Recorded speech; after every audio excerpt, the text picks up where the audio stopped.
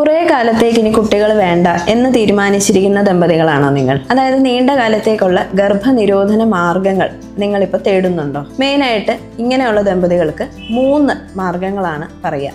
ഒന്നില്ലെങ്കിൽ നമ്മൾ copper tea ഇടണം, ഇല്ലെങ്കിൽ ഇംപ്ലാന്റ് ചെയ്യണം, അല്ലെങ്കിൽ സ്റ്റെറിലൈസേഷൻ ശസ്ത്രക്രിയ ചെയ്യണം.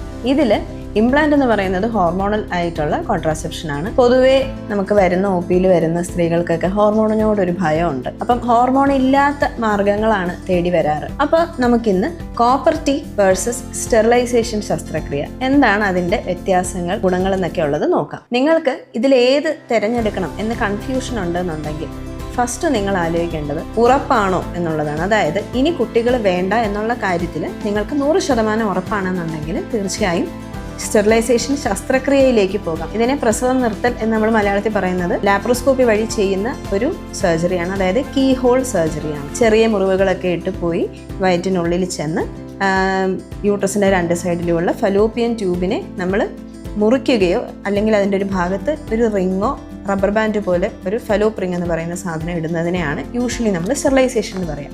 പല രീതിയിലും സ്റ്റെറിലൈസേഷൻ ചെയ്യാം. ഇതൊരു ശസ്ത്രക്രിയയാണ്. ഇത് പെർമനൻ്റ് ആണ്. റിവേഴ്സ് ചെയ്യാൻ പറ്റില്ല എന്നല്ല, വളരെ ബുദ്ധിമുട്ടുള്ളൊരു സർജറി വഴി മാത്രമേ ഇത് റിവേഴ്സ് ചെയ്യാൻ പറ്റുള്ളൂ. സോ 100% ഉറപ്പാണെന്നുണ്ടെങ്കിലാണ് നമ്മൾ സ്റ്റെറിലൈസേഷനിലേക്ക് പോകേണ്ടത്.